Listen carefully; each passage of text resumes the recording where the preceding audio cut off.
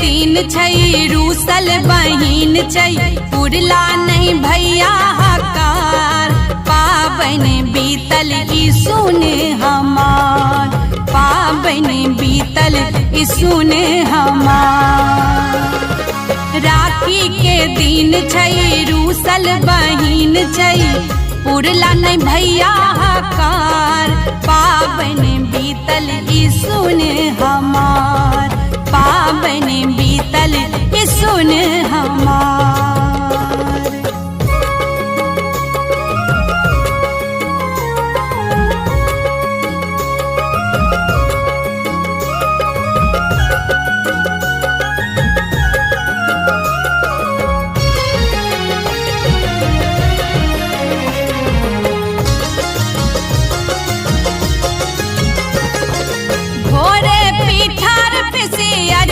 बनेलौ चंदन के पीढ़ी पा आसन लगेलौ।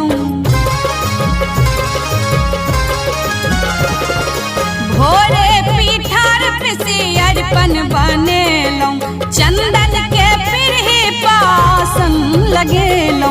पाने सुपारी पूजा के थारी लौका छलौ तैयार। पाबन बीतल ई सुन हमार, पाबन बीतल ई सुन हमार। राखी के दिन छै रूसल बहिन छै पुरला न भैया हकार। पाबन बीतल ई सुन हमार, पाबन बीतल ई सुन हमार।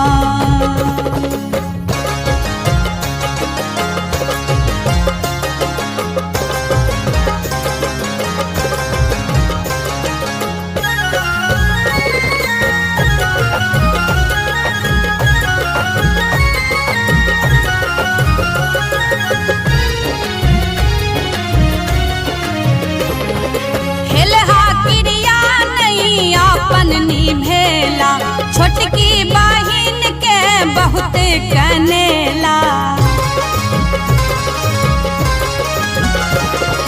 खेलहा क्रिया नहीं अपन निभेला छोटकी बहिन के खूब कनेला। आस हुनक ताकत रस्ता निहारत भिनसर से भ गेल अन्हार। पाबन बीतल ई सुन हमार, पाबन बीतल ई सुन हमार। राखी के दिन छै रूसल बहिन छै पुरला ने भैया हकार।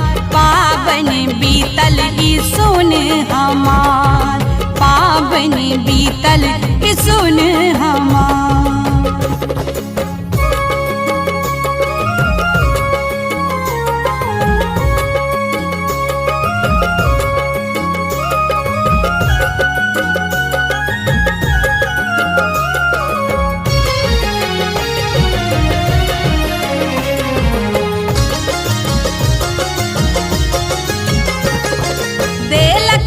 नदी सब खूब आए ताना लगता ने भैया के बड़ हर जाना।